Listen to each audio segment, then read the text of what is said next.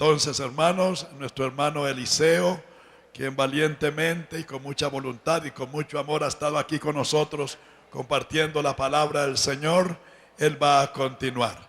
Que sea el Señor bendiciéndole. Siéntese, por favor, nuestro hermano Eliseo. Que Dios le bendiga. Amén. Gloria a Dios. Aleluya. Muy alto. Cuiden los oídos, porque la sordera es irreversible y el ruido produce sordera. ¿Dónde están los cantantes, los músicos? No es el grito más elevado el que glorifica a Dios. Aleluya.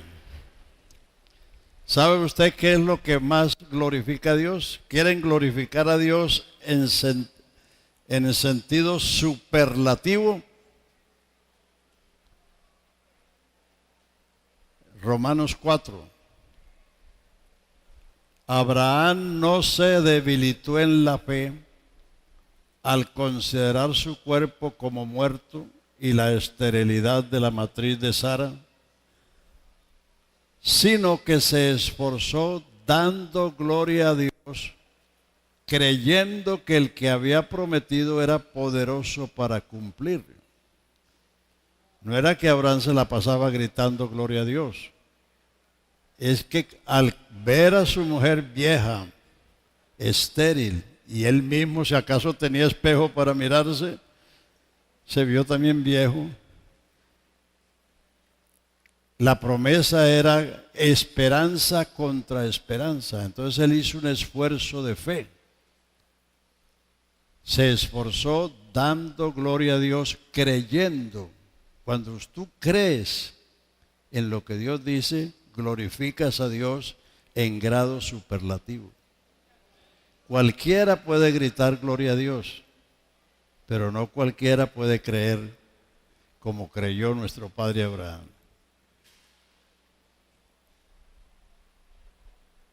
Usted, si quiere glorificar a Dios en alto grado, créale a Dios.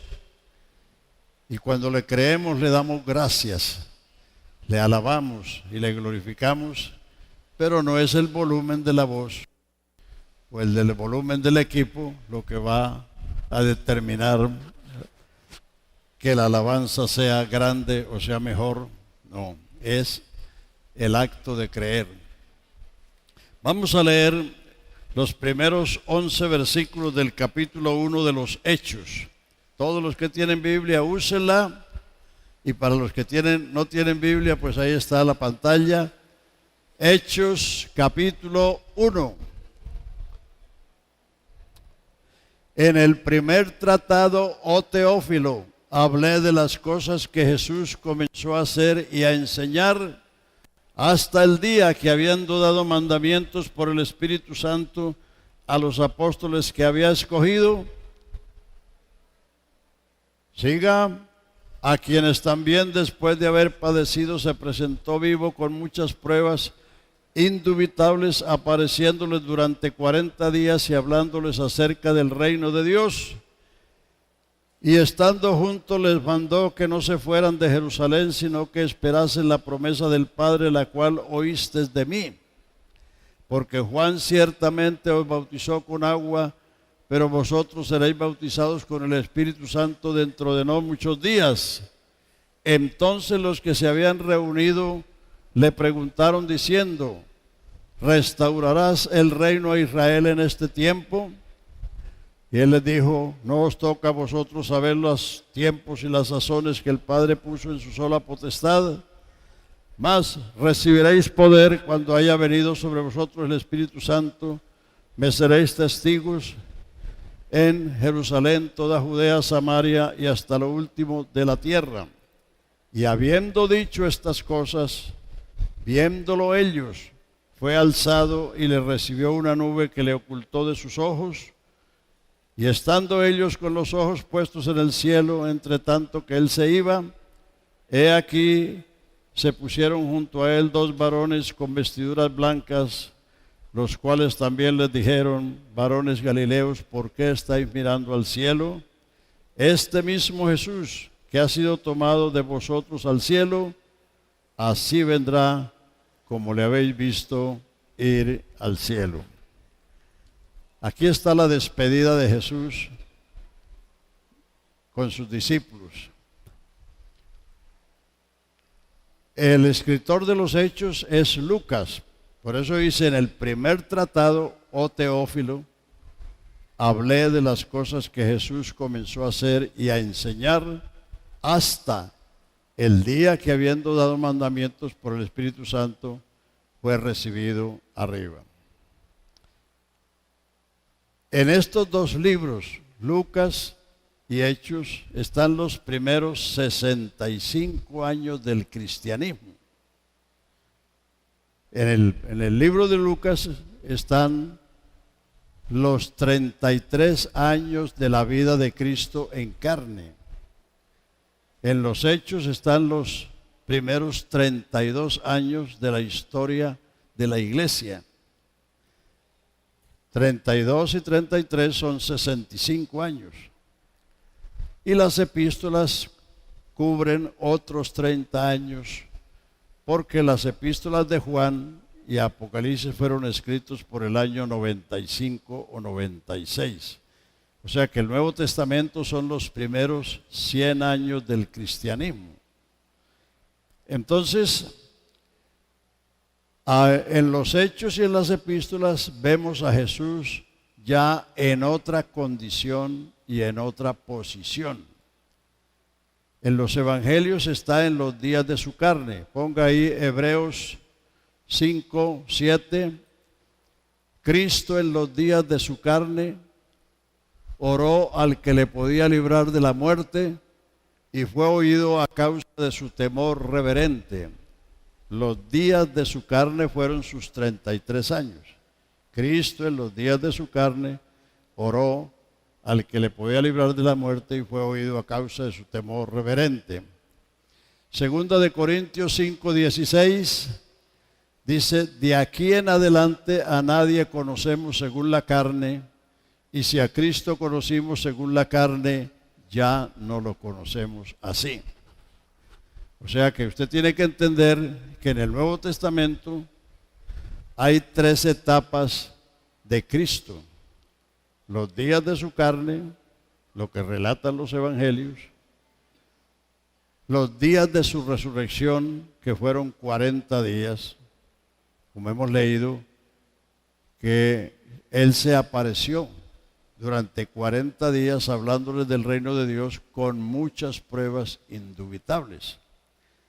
Y luego Él fue exaltado al cielo, que es su glorificación. En el sermón de Pedro en los Hechos 2:32 dice el apóstol, Hechos 2:32, a este Jesús resucitó Dios, de lo cual todos nosotros somos testigos. Así que exaltado y glorificado es lo mismo, por la diestra de Dios, y habiendo recibido del Padre la promesa del Espíritu Santo, ha derramado esto que vosotros veis y oís. Y Hechos 3, capítulo 3 de los Hechos, versículo 12. Hechos 3:12, cuando se sucedió la sanidad del cojo, dice: viendo esto, Pedro respondió al pueblo: varones israelitas, ¿por qué os maravilláis de esto? ¿O por qué ponéis los ojos en nosotros, como si por nuestra piedad o virtud hubiéramos hecho andar a este?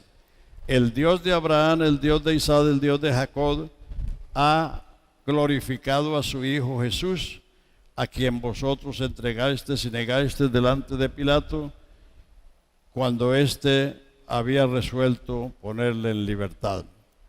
Pedro usa 2 términos que significan lo mismo: exaltado y glorificado. Entonces ahí viene la glorificación. Entonces por eso el Hijo en los Hechos y en las epístolas no lo vamos a ver en carne, sino lo vamos a ver exaltado en el trono de la majestad en las alturas, glorificado. Y por eso en las epístolas ya no se habla del Hijo del Hombre, sino de el único y sabio Dios, del Todopoderoso, del que es, del que era, del que ha de venir, porque Él ya está en otra posición y en otra condición. En otras palabras, el cuerpo de Cristo pasó por 3 etapas: los días de la carne, los días de la resurrección y la glorificación. Los días de la resurrección fueron 40. En esos días, los que lo vieron lo confundieron con cualquier otro paisano. María Magdalena, cuando lo vio, lo confundió con el jardinero y le dijo: Señor, si tú sabes dónde le pusiste, dímelo. Pero cuando él le habló, María, entonces ella lo conoció por la voz y se echó a sus pies para adorarle. Los caminantes de Emmaús lo confundieron con un peregrino atrasado de noticias, porque no sabían que era él. Entonces él se parecía a los demás hombres, porque ese es el cuerpo de resurrección. Pero una vez que él ascendió al cielo, es decir, él volvió al lugar donde estaba primero. En el Evangelio de Juan, el capítulo 6, cuando Jesús le dijo a los judíos: yo soy el pan vivo que he descendido del cielo para darle vida al mundo, y la vida que yo daré por el mundo es mi carne y mi sangre. El que come mi carne y bebe mi sangre tiene vida eterna, y el que no come mi carne y no bebe mi sangre no tiene vida eterna. Entonces ellos se escandalizaron y dijeron: ¿cómo puede este hombre darnos su carne a comer? Entonces le dijo: ¿esto os ofende? ¿Qué tal si vieres al Hijo del Hombre subir donde estaba primero? Es decir, volver al lugar donde estaba primero. Entonces, la glorificación por la cual oró en el capítulo 17 era eso. Y en el capítulo 13 de Juan dice: Padre, la hora ha llegado. ¿Y qué diré? Líbrame de esta hora. No, para esto he venido. Glorifica a tu Hijo, para que también tu Hijo te glorifique a ti. Vino una voz del cielo, lo he glorificado y lo glorificaré otra vez. Entonces la glorificación de Jesús fue su exaltación al trono del universo. Pablo lo dice en otras palabras más claras. Ponga ahí Efesios 1:20. ¿Y cuál la supereminente grandeza, la cual operó en Cristo resucitando de los muertos y sentándole a su diestra en los lugares celestiales, sobre todo principado y autoridad y poder y señorío, y sobre todo nombre que se nombre en este siglo y en el venidero, y sometió todas las cosas debajo de sus pies y lo dio por cabeza a la iglesia, la cual es su cuerpo, la plenitud de aquel que todo lo llena en todo. Esa es la diestra de Dios, el lugar de dominio, de poder. Todo está debajo de sus pies, todo está bajo su control. Dios no tiene derecha ni izquierda, porque Dios es espíritu y llena el universo. ¿A dónde me iré de tu espíritu y a dónde huiré de tu presencia? Si subo a los cielos, allá estás tú. Si cabo hasta el abismo, allá estás tú. Si tomo las alas del alba y me voy al extremo de la mar, allá estás tú. ¿A dónde me iré de tu espíritu y a dónde huiré de tu presencia? La diestra es el trono del universo, donde Jesucristo está sentado como Señor de todos. A Él están sujetos ángeles y potestades y todos los dominios. Aleluya. Entonces, por eso en las epístolas se habla como de Jesucristo como el gran Dios y Salvador. Tito 2:11 dice: porque la gracia de Dios que trae salvación a todos los hombres se manifestó, enseñándonos que renunciando a la impiedad y a los deseos mundanos vivamos en este siglo sobria, justa y piadosamente, aguardando la esperanza bienaventurada y la manifestación gloriosa de nuestro gran Dios y Salvador Jesucristo, quien se dio a sí mismo para redimirnos de toda iniquidad y preparar un pueblo propio, celoso de buenas obras. Ya no hablan del Hijo del Hombre. Como les expliqué antes, el Hijo del Hombre es un título que Jesús adoptó para identificarse, no porque era hijo de un hombre, sino porque fue hijo de una mujer. La mujer es el vientre del hombre. Cuando Dios bendijo al hombre, le dijo: bendito el fruto de tu vientre. El vientre del hombre es la mujer. Entonces, por eso Él adoptó ese título, Hijo del Hombre, y así dijo: el Hijo del Hombre vino a buscar y a salvar lo que se había perdido. El Hijo del Hombre no vino para ser servido, sino para ser servido. El Hijo del Hombre vendrá en las nubes del cielo con gran poder y gloria. Ese lenguaje lo usó Él en los días de su carne, porque así estaba. Estaba en esa condición y por eso habló en esa forma. Pero ahora en las epístolas no se habla del Hijo del Hombre, sino el gran Dios y Salvador. Primera de Timoteo 1:17, al Rey de los siglos, inmortal, invisible, sea honor y gloria por los siglos de los siglos. Amén. Primera de Timoteo 6:13, póngalo ahí por favor, 6:13. Te mando delante de Dios que da vida a todas las cosas y de Jesucristo que dio testimonio de la buena profesión delante de Poncio Pilato, que guardes el mandamiento sin mácula ni reprensión hasta la aparición de nuestro Señor Jesucristo, la cual, la aparición de nuestro Señor Jesucristo, mostrará al bienaventurado y solo soberano, Rey de reyes, Señor de señores, el único que tiene inmortalidad, que habita en luz inaccesible, a quien ninguno de los hombres ha visto ni puede ver jamás, al cual sea la gloria y el imperio por los siglos o por los siglos. Amén. Así en todas las epístolas, por eso también dice: sabemos que el mundo está puesto en maldad, pero sabemos que el Hijo ha venido y nos ha dado entendimiento para conocer al verdadero, y estamos en el verdadero, en su Hijo Jesucristo. Este es el verdadero Dios y la vida eterna. Judas es el último versículo. Al único y sabio Dios sea honor y gloria. Verso 25 creo que es. Sí. 24 dice: y aquel que es poderoso para guardaros sin caída y presentaros sin mancha delante de su gloria con gran alegría, al único y sabio Dios, nuestro Salvador, sea gloria, majestad e imperio, potencia, ahora por los siglos de los siglos. Amén. Aleluya. Segunda de Pedro, capítulo 1, versículo 1. Segunda de Pedro: Simón Pedro, siervo y apóstol de Jesucristo, a los que habéis alcanzado por la justicia de nuestro Dios y Salvador Jesucristo. A los que habéis alcanzado por la justicia de nuestro Dios y Salvador Jesucristo, una fe igualmente preciosa que la nuestra. Apocalipsis 1:8: al que es, al que era, el que ha de venir, al Todopoderoso.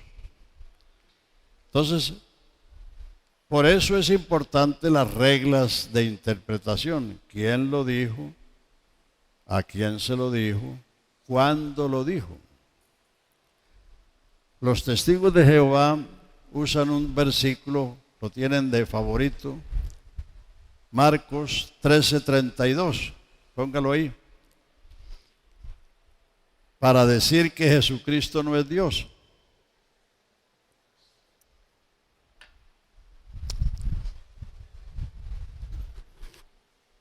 No 13:32. Pero de aquel día y de la hora nadie sabe, ni aun los ángeles que están en el cielo, ni el Hijo, sino el Padre. Entonces los testigos de Jehová usan ese versículo para decir, vea, ¿cómo va a ser el Hijo, va a ser Dios si no sabe ni cuándo viene? Y eso suena lógico. Si Él no sabe cuándo va a venir, ¿cómo va a ser Dios?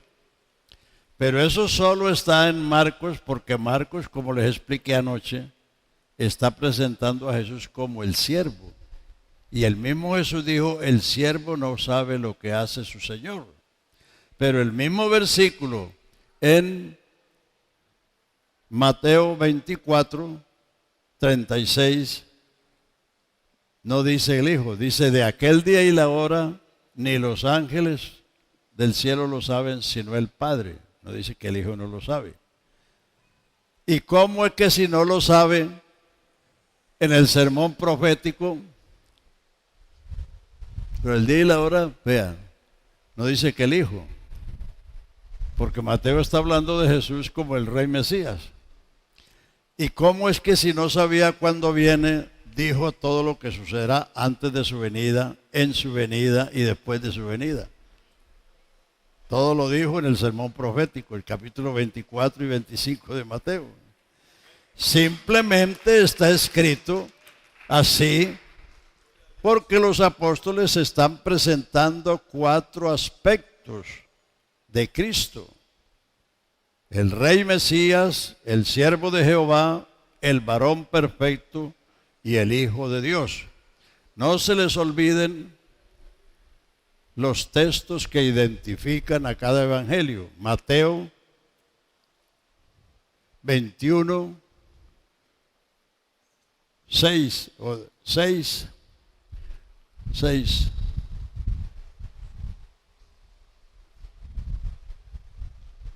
No, el anterior, el 5.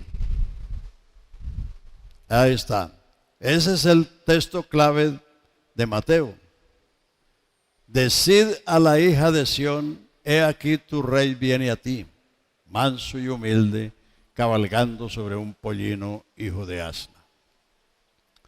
Porque Mateo habla de Jesús como el Rey Mesías. Marcos, que habla del siervo, 10:45. Marcos 10:45. El Hijo del Hombre no vino a ser servido, sino a servir y a dar su vida en rescate por muchos. Lucas 19:10. Porque el Hijo del Hombre vino a buscar y a salvar lo que se había perdido. Y Juan 20, 30 y 31 dice, muchas otras señales hizo Jesús que no están escritas en este libro, pero estas están escritas para que creáis que Jesús es el Cristo, el Hijo del Dios, y para que creyendo tengáis vida en su nombre. Juan usa el verbo, la vida, la luz. El verbo se hizo carne y habitó entre nosotros, y su evangelio declara que Jesús es el Hijo de Dios, y el Hijo de Dios es la revelación de Dios manifestado en carne, como estaba prometido en el Antiguo Testamento. Entonces,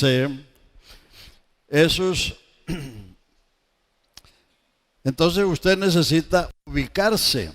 Cuando uno lee, tiene que ubicarse. Es decir, si estoy leyendo los evangelios, estoy viendo a Jesús andando entre su pueblo Israel con un vestido humano, comía, dormía, se cansaba, se transportaba en un burro o en una canoa, o caminaba, en fin. Cuando ya Jesús resucitó, entraba cuando las puertas estaban cerradas y se transportaba de un sitio a otro en segundos. Pero cuando estaba en carne, no, él caminó 32 kilómetros desde Nazaret a donde Juan bautizaba para bautizarse. Figúrese. Entonces, hay muchas situaciones que están en las tradiciones, pero que nosotros necesitamos saber. Vamos a poner allí en el Evangelio de Juan, capítulo 1, estos versículos para que tengamos más claridad en esto. Evangelio de Juan, capítulo 1,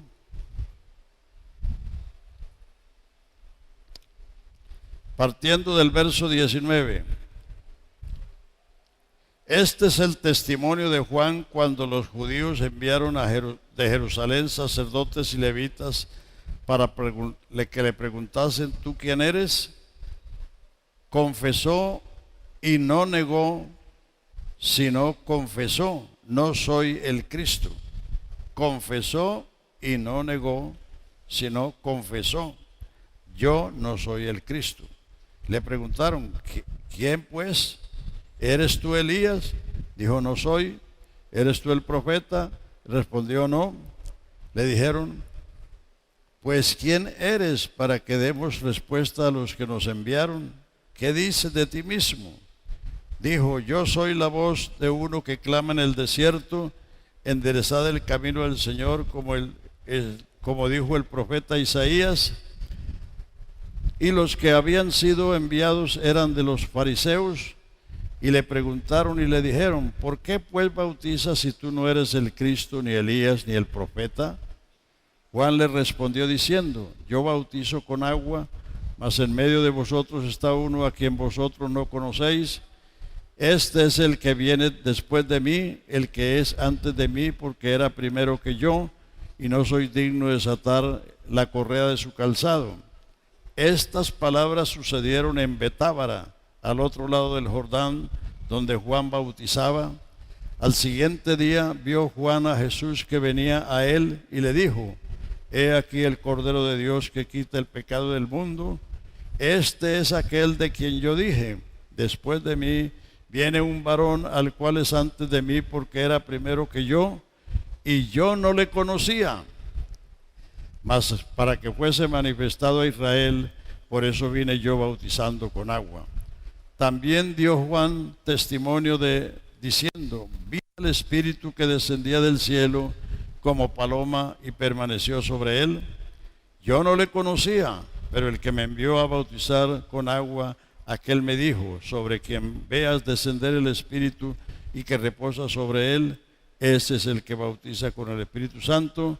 Y yo le vi y he dado testimonio que este es el Hijo de Dios. Al siguiente día otra vez estaba Juan y dos de sus discípulos, y mirando a Jesús que andaba por allí, dijo: he aquí el Cordero de Dios.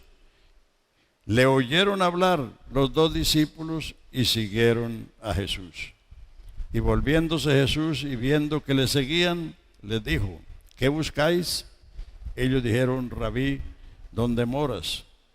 Les dijo: venid y ved. Y fueron donde moraba y se quedaron con él aquel día, porque ya era la hora. Ya era la hora, ¿qué? 10ª. Aleluya. Entonces, Juan el Bautista fue el que dio testimonio de Jesús y lo bautizó. Ahora yo les hago una pregunta. ¿Creen ustedes que el que perdona los pecados necesitaba bautizarse para arrepentimiento? ¿Qué dicen? ¿Creen ustedes que el que bautiza con el Espíritu Santo necesitaba recibir el Espíritu Santo? No. ¿Por qué sucedió eso? Porque en la ley, aunque el sacerdote nacía siendo hijo de sacerdote, porque el sacerdocio era una familia, Aarón y su descendencia de generación en generación. Pero el sacerdote, aunque nacía siendo sacerdote, no podía ejercer el sacerdocio hasta que cumplía 30 años, que era la mayoría de edad en aquel entonces. Al cumplir 30 años tenía que venir al sumo sacerdote y le daba un baño. Lo vestía con las vestiduras sagradas, lo espiaba con sangre en la oreja, en el lóbulo derecho de la oreja, en el pulgar derecho y en el dedo gordo del pie derecho. Le ponían sangre y después aceite, para que oyera la voz de Dios, para que sirviera a Dios y para que caminara con Dios. Cuando el sacerdote pasaba por esa investidura, era que podía ejercer el sacerdocio, no antes. Por eso, Jesucristo no predicó hasta cuando fue bautizado, porque Él nació bajo la ley, súbdito a la ley, y Él es el único que cumplió la ley. Por eso cuando Él llegó donde Juan, allá al Jordán, Juan le dijo: Señor, ¿por qué tú vienes a mí si yo debo ser bautizado de ti? Entonces Jesús le dijo: hagámoslo para cumplir toda justicia. Él es el único que cumplió la ley. Él pasó por eso, no es que él fue a recibir el Espíritu Santo allí, sino que la paloma fue una señal para Juan. Porque si continúas leyendo ahí en ese mismo capítulo, entonces Juan dice: yo no lo conocía, pero el que me mandó a bautizar me dijo: sobre quien veas descender el Espíritu como paloma. Es una comparación. Ese es el que bautiza con el Espíritu Santo, y yo le vi y he dado testimonio que este es el Hijo de Dios. O sea, Jesús fue a cumplir la ley, porque Él es el sumo sacerdote y Él es el Rey de Israel, y ningún sacerdote podía ejercer su sacerdocio sin pasar por esa investidura, y ningún rey podía ejercer el cargo sino hasta cuando era ungido con una ampolla de aceite. Hay otra pregunta que hacen los gnósticos. Los gnósticos, como hay un silencio en la Biblia de los 12 años, cuando Jesús se quedó en Jerusalén y se fue al templo a hacerle preguntas a los doctores, y José y María se regresaron a Nazaret, pensaron que iba en la compañía, y después de un día de camino se dieron cuenta que él no iba. Entonces se volvieron y lo buscaron en Jerusalén, y después de 3 días lo encontraron en el templo hablando con los doctores. Y entonces María le dice: hijo, ¿por qué nos has hecho así? Y él les contestó, dijo: ¿y no sabíais que en los negocios de mi padre me conviene estar? Dice que ellos no entendieron lo que él les dijo, y él fue con ellos y estuvo sujeto a ellos. Entonces, como de ahí en adelante no dice nada de él hasta los 30 años cuando fue bautizado, hay un silencio de 18. Entonces los barbudos esos de la India dicen que fue que Jesús se fue a estudiar allá, a la India. Pero eso es muy fácil refutarlo. Cuando Jesús comenzó a predicar allí en Nazaret de Galilea, dice, ni sus hermanos creían en él, porque lo habían visto crecer con ellos, lo mismo que los otros. Y los habitantes de Nazaret se preguntaban, ¿de dónde sabe estas cosas no habiendo aprendido? ¿De dónde tiene estas cosas? ¿Quién le dio ese poder o esa autoridad? Si él hubiera sido un extraño por 18 años en Nazaret, no se hubieran dado esas preguntas. En una ocasión estaba él predicando y vinieron sus hermanas y sus hermanos y su madre. Y uno de la compañía le dijo, maestro, a ella y tu madre y tus hermanos que quieren hablar contigo. Y ahí cita los nombres de sus hermanos y de sus hermanas. Y él dijo, ¿Quiénes son mi madre y mis hermanos? Todo aquel que oye la palabra de Dios y la cumple, ese es mi hermano y mi madre. Entonces, en esos 18 años, él estuvo sujeto a sus padres allí, porque hasta que él no cumplió 30 años, el capítulo 3 de Lucas dice, y cuando tenía como 30 años, vino para ser bautizado. Porque esa era la mayoría de edad. Ahora la mayoría de edad son 18, pero resulta que los 18 son teenagers, no son, son adolescentes apenas y que ya es mayoría de edad. Así que cuidado, muchachas, con esos adolescentes que a veces quieren casarse y ni siquiera han aprendido a trabajar. Les voy a dar unos versículos a las muchachas y también a los muchachos de las edades. De los 15 a los 20, muchos son los llamados y pocos los escogidos. Porque ese es el tiempo de estudiar, de prepararse, no de andar por ahí coqueteando, vacilando. Porque ese muchacho no sabe ni trabajar. Y esa muchacha, así tenga un cuerpazo, es una niña, no es una mujer todavía. De los 20 a los 30, examinarlo todo y retener lo bueno. Tienes 10 años para escoger y escoger bien. Esa es la edad para pensar en casarse. De los 30 a los 40, el que a mí viene yo no lo echo fuera.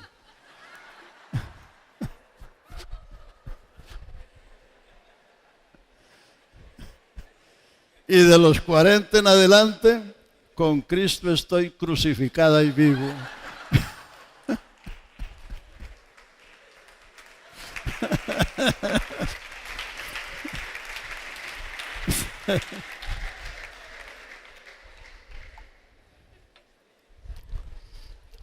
Aleluya. Así que el Señor mismo es el ejemplo. El Señor es el ejemplo perfecto en todo. No hay que creer los cuentos católicos. Los cuentos católicos dicen que cuando Jesús estaba niño hacía palomitas de barro y salían volando. Pero Él no hizo milagros ni predicó hasta que Él no cumplió con lo que la ley mandaba de ser bautizado, de ser investido, y ahí fue donde Jesús comenzó su ministerio, como lo vimos anoche en Lucas 4:16.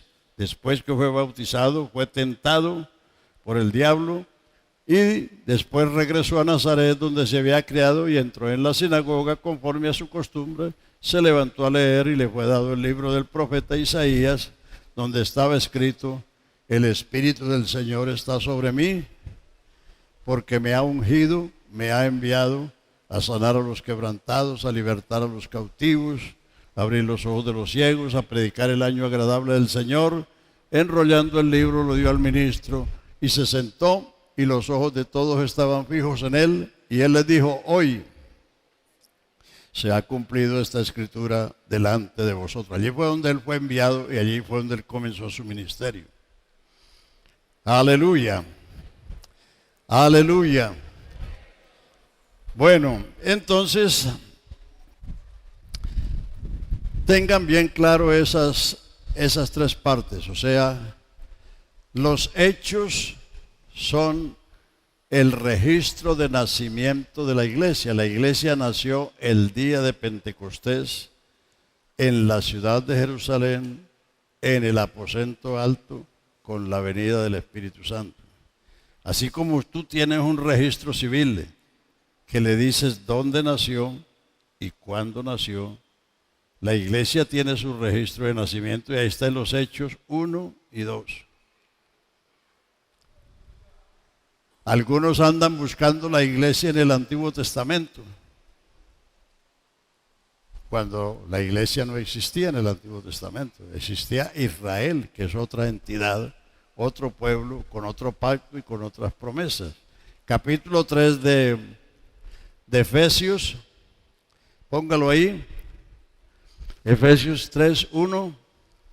Por esta causa yo, prisionero de Cristo Jesús, por vosotros los gentiles, si es que habéis oído de la administración de la gracia de Dios que me fue dada para con vosotros, o sea, los gentiles, que por revelación me fue declarado el misterio como lo he escrito brevemente, leyendo lo cual podáis entender cuál sea mi conocimiento en el misterio de Cristo, misterio que en otras generaciones no se dio a conocer a los hijos de los hombres, como ahora es revelado a sus santos apóstoles y profetas por el Espíritu. La iglesia fue un misterio en el Antiguo Testamento.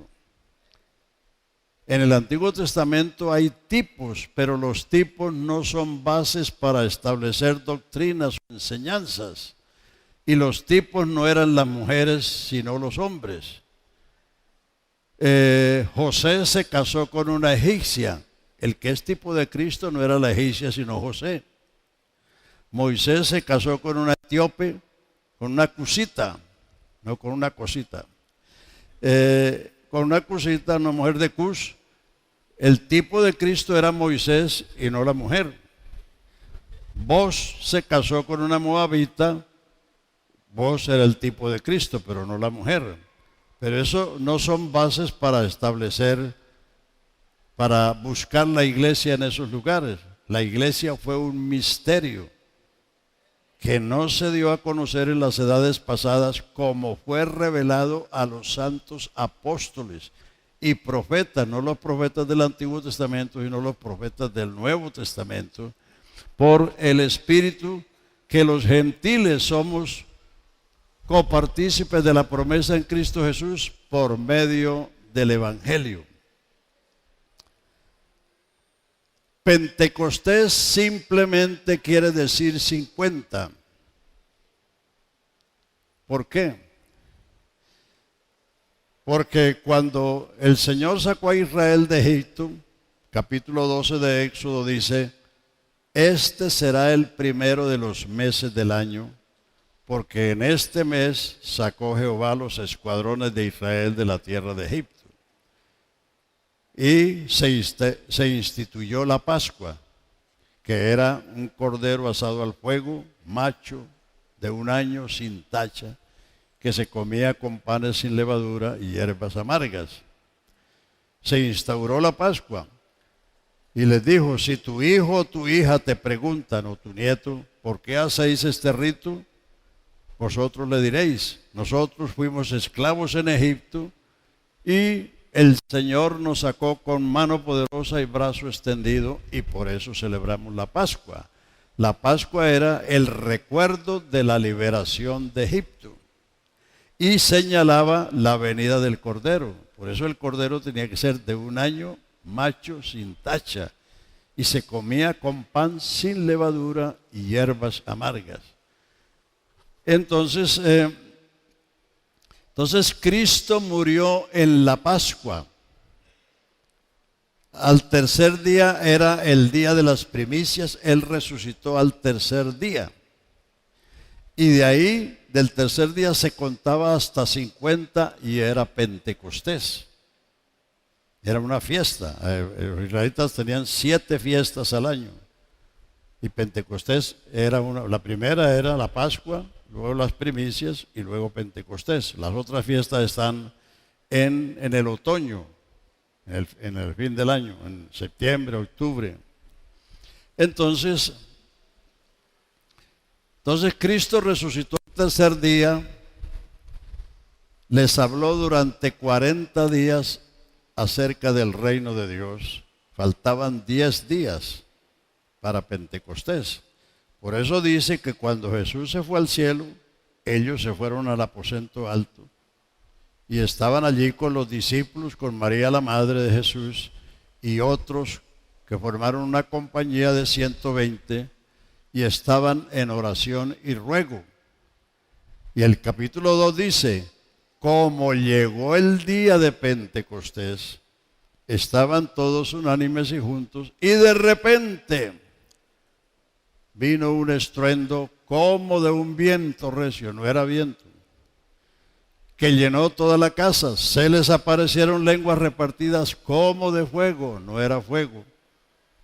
Y fueron todos llenos del Espíritu Santo y comenzaron a hablar en otras lenguas como el Espíritu les daba que hablase. Ese es el nacimiento de la iglesia. La promesa del Espíritu Santo, si ustedes han leído la Biblia, saben, Joel 2:28, en los postreros días dice Dios, en los postreros días dice Dios, puede ponerlo ahí, derramaré de mi espíritu sobre toda carne. Vuestros hijos y vuestras hijas. El Espíritu Santo es para los hijos y para las hijas, no para ser hijo ni para ser hija. Desde la profecía lo está diciendo. Vuestros jóvenes verán visiones, vuestros viejos soñarán sueños. De cierto, sobre mis siervos y sobre mis siervas derramaré mi espíritu en aquellos días. O sea, el bautismo del Espíritu Santo es para los hijos, para las hijas, para los siervos y para las siervas, no para los inconversos. Primero hay que ser hijo, primero hay que ser salvo para luego recibir esa promesa. En el Antiguo Testamento nadie, absolutamente nadie recibió el bautismo del Espíritu Santo, porque la promesa es para los postreros días. Y el mismo Jesús dijo, Juan 7:37 al 39, dice, en el postrero día grande de la fiesta, Jesús se puso en pie y clamó diciendo, el que tenga sed, venga a mí y beba, el que cree en mí, como dice la Escritura, de su interior correrán ríos de agua viva. Y esto dijo del Espíritu Santo, que habían de recibir los que creyesen en él, pues aún no había venido el Espíritu Santo, porque Jesús no había sido aún glorificado. Juan 16:7, es necesario que yo me vaya. No se me atrase, hermano. Juan 16:7, yo os digo la verdad, es necesario que yo me vaya, porque si yo no me fuese, el Consolador no vendría a vosotros. Mas si me fuere, os lo enviaré. Y cuando venga, redarguirá al mundo de pecado. O sea que el bautismo del Espíritu Santo es una promesa exclusiva para los postreros días, y ya aprendimos que los postreros días comenzaron con la venida del Hijo de Dios. O sea, en el Antiguo Testamento nadie. Ellos, los profetas, recibían una investidura para cumplir una función y luego la investidura se iba. Por eso Elías, después de tener una gran victoria en el Monte Carmelo, estaba deprimido debajo de un enebro, diciéndole a Dios que lo matara. Y aunque se quedó dormido allí y un ángel le trajo una tremenda torta y agua, y le dijo, levántate, come y bebe, porque gran camino te resta. Y caminó 40 días con la fortaleza de esa comida, tremenda comida. Pero llegó allá todavía deprimido, se metió debajo de una cueva a hablar de su depresión, aburrido. ¿Qué haces aquí, Elías? He sentido un vivo celo por Jehová, porque han matado a tus profetas, sus altares han derribado, y el único que quedo yo soy yo, y me buscan para matarme. Por eso les pasaba eso, porque ellos no tenían a Dios dentro de ellos, sino que venía un momento en que Dios los usaba. El Señor dijo que Él estaba, le dijo que Él estaba con ellos, pero estaría en ellos. El que no ha recibido el Espíritu Santo, el Señor está contigo, pero la promesa es que el Señor esté en ti, porque tú eres el templo, tú eres la habitación, y Dios quiere morar en ti para enseñarte lo que tú no puedes aprender de otra manera. Amén. Aún los discípulos Los discípulos que tenían una escuela de 3 años y medio, 7 días a la semana y 24 horas al día. Ellos no iban a culto, ellos vivían con Jesús. Comían con Él, andaban con Él, dormían con Él, vieron todo lo que Él hizo, oyeron todo lo que Él dijo. Pero vea lo que les dijo en Juan 16, 12. Eso se lo dijo el último día. Muchas cosas tengo que decirles, pero ahora no las podéis sobrellevar. Pero cuando venga el Espíritu de verdad, Él os guiará a toda la verdad. Si ellos que tenían esa escuela y que habían dejado todo, Pedro le dijo una vez: Señor, nosotros hemos dejado todo y te hemos seguido, ¿qué pues tendremos? Pero a ellos le dice Jesús: muchas cosas tengo que decirles, pero ahora no la pueden llevar. Pero cuando venga el Espíritu de verdad, los guiará a toda la verdad. Así que todo cristiano necesita el bautismo del Espíritu Santo. La promesa está ahí, pero hay que agarrarla. Hay que orar. Hebreos 6:12 dice: no seamos perezosos, sino imitadores de aquellos que por la fe y la paciencia alcanzan las promesas, obtienen las promesas o heredan las promesas. Hoy en este tiempo hay mucha gente que no quieren orar sino 5 minutos. Los primeros discípulos oraron 10 días.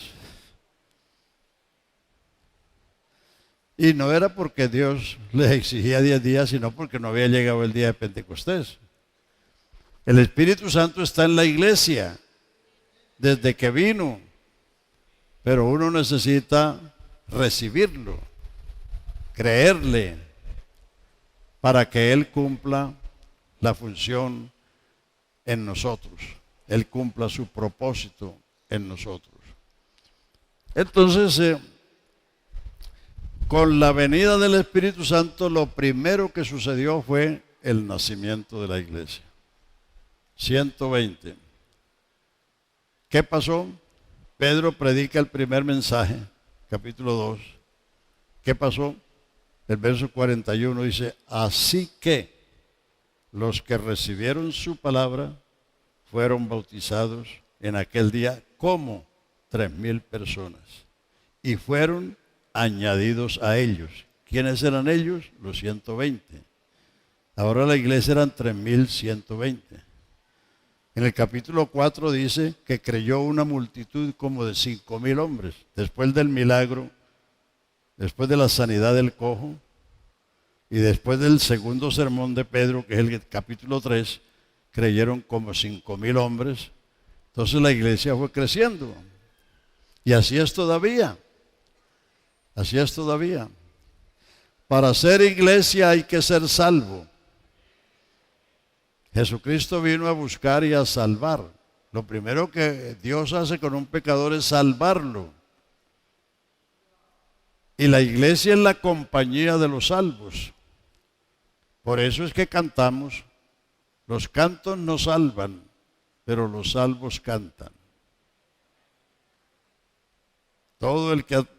El evangelio no es una canción, produce una canción. El evangelio es un mensaje que hay que explicarlo, que hay que predicarlo, que hay que enseñarlo. Y ese mensaje es el anuncio del hecho más importante que ha sucedido en toda la historia humana: la venida de Jesucristo al mundo, su vida pública, su muerte, su sepultura, su resurrección y su ascensión al cielo, y su promesa de volver otra vez por la iglesia, que es el fruto del trabajo de su alma. ¡Aleluya! Alabanzas a Jesús.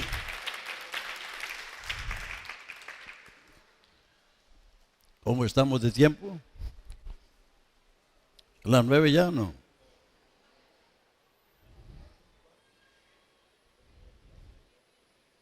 Ah, cierto que falta la ofrenda, ¿no? Pues arránquele. No, arranque con la ofrenda, mientras tanto yo me refresco un poquito. Al Rey de los siglos, al Rey de los siglos, inmortal, invisible, al único y sabio Dios, sea honor Aló. Gracias, y gloria. gracias. Hermanos, un momentito. Dios le bendiga por ayudarnos y darnos su apoyo con su ofrenda. Los hermanos encargados pueden continuar, por favor, así como están instruidos. Amén. Hermanos, por favor, guarden quietud. Vamos a aportar nuestra ofrenda, nuestra ayuda, nuestra colaboración. Vamos a contribuir con los gastos que ha demandado este tremendo programa, pero que sabemos que en el bolsillo de Dios están todas las bendiciones. Hermano, amigo, Dios le bendiga. Ayúdenos, colabórenos. Señor te multiplique y el Señor haga que abunde en ti toda bendición espiritual. Por cada fila tenemos 4 hermanos. Cada fila tenemos 4 hermanos recibiendo las ofrendas voluntarias del pueblo del Señor. Amén, hermano. Gracias a Dios. Hermanos, mañana, si el Señor no ha venido, si estamos aquí, si amanecemos con vida, tenemos la primera dominical a las 9 de la mañana. El tema es el Espíritu Santo. El Espíritu Santo. Amén. Es el tema de mañana en nuestra primera dominical. Luego salimos de la primera dominical, almorzamos, seguro descansarás un poco y nos vemos en la dominical de las 4 de la tarde. Usted puede escoger a cuál va a venir, pero si puede estar en las 2 dominicales, es completo. Vamos, hermanos, porque esto no se ve todos los días. Esto no se sabe hasta de aquí a un año, el segundo congreso de doctrina de la unicidad de la iglesia, y no se sabe si el Señor ya ha venido, no sabe qué habrá pasado con usted. 2 dominicales mañana, una a las 9 de la mañana. Traigan los niños, inviten las almas, sus amigos, su familia. Igual a las 4 de la tarde. Aquí nos vemos con la ayuda y la bendición de Dios. Hermano, Dios te bendiga por la ofrenda. Dios te bendiga con su ayuda económica. La paz del Señor. Y vamos cuartico de hora más y nos vamos. Dios te bendiga. Vamos, Eliseo. De pie y cantemos. Al Rey de los siglos, al Rey de los siglos, inmortal, invisible, al único y sabio Dios, sea honor y gloria, sea honor y gloria, sea honor y gloria por los siglos de los siglos. Amén. Apréndanselo para que lo canten y se acuerden de mí y oren por mí.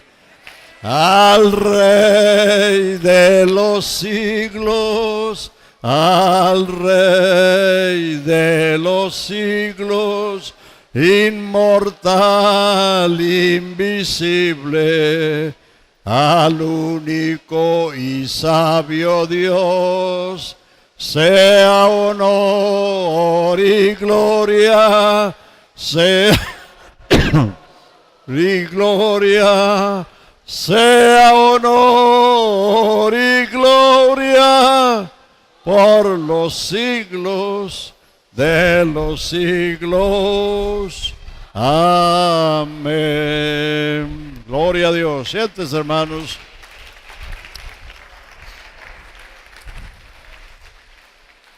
Aleluya.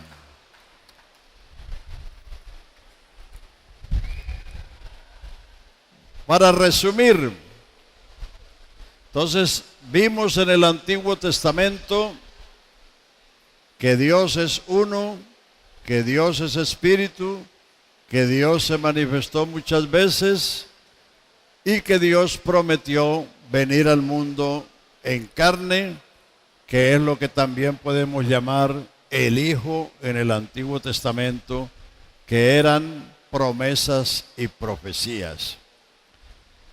En el Nuevo Testamento tenemos el Hijo en los Evangelios, los días de su carne.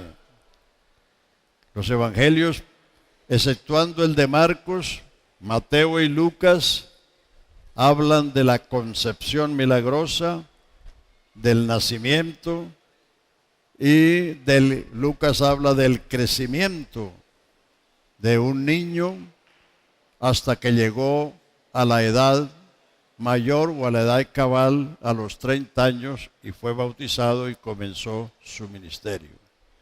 Y Juan nos habla del Verbo, de la vida, de la luz, del Hijo de Dios, que es Dios manifestado en carne. Y en la epístola de Juan, primera epístola de Juan, para complementar, primera de Juan capítulo 1, primera de Juan capítulo 1,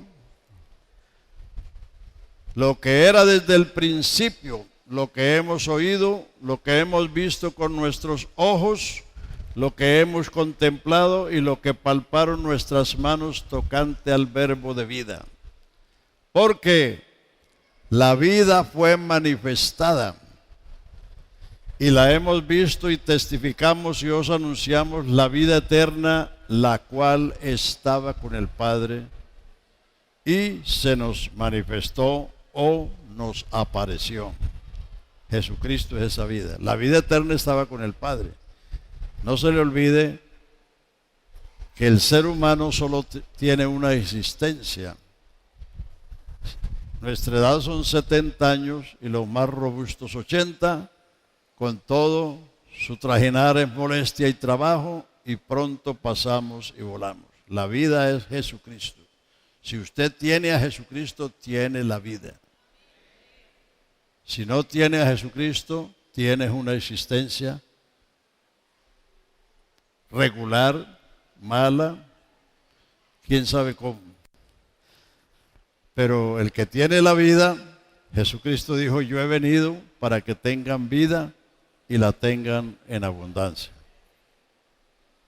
Aleluya. Por eso la vida cristiana es interesante, es gozosa. Por eso dice, estad siempre gozosos.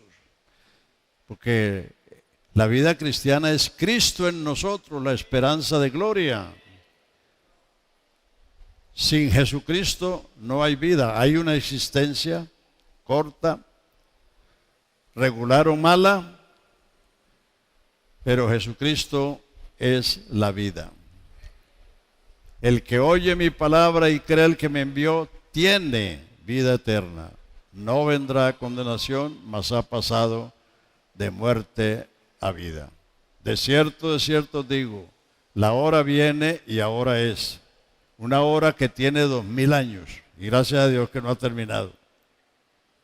La hora viene y ahora es cuando los muertos oirán la voz del Hijo de Dios y los que oyeren vivirán.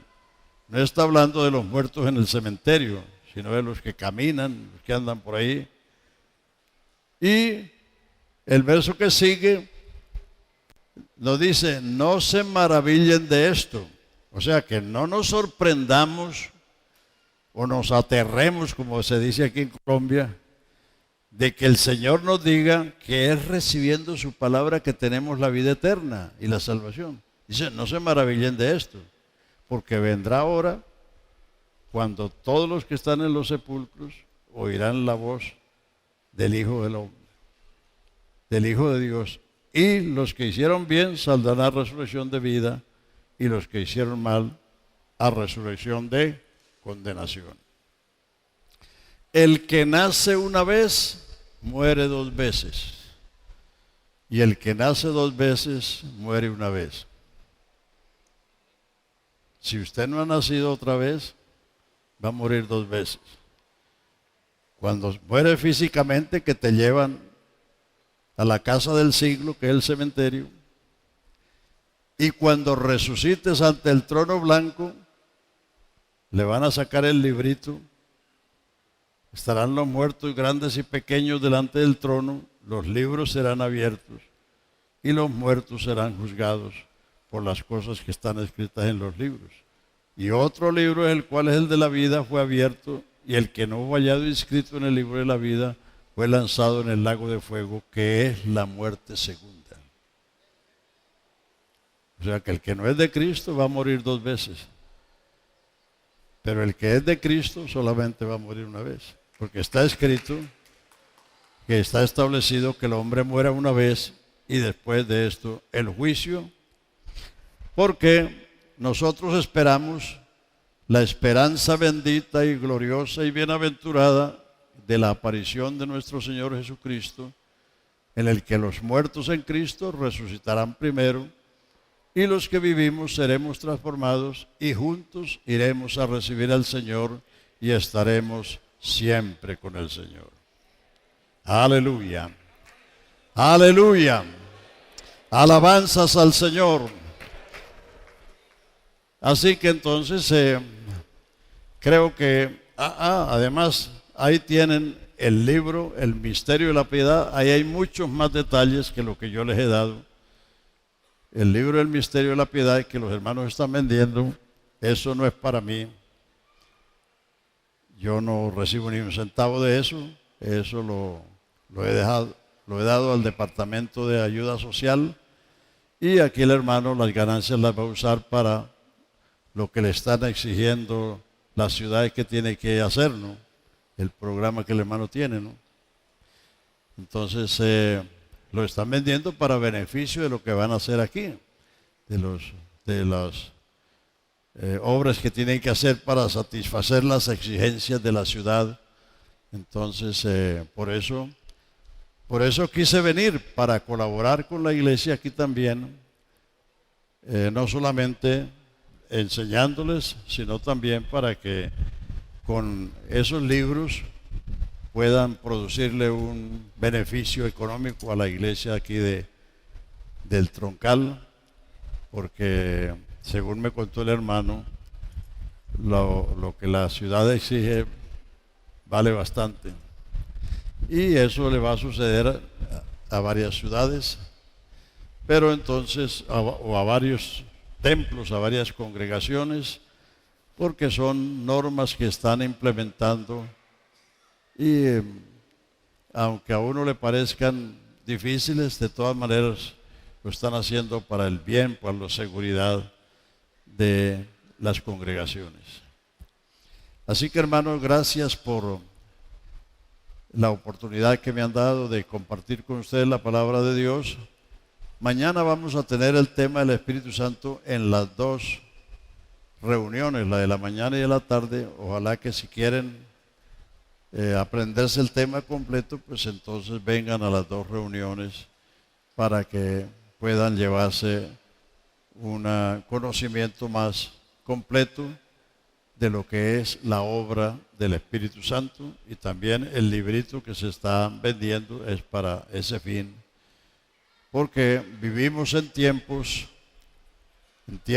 de mucha apostasía, de muchos falsos profetas, de muchos falsos apóstoles, de muchos falsos maestros, y la iglesia tiene que estar firme y segura en el conocimiento.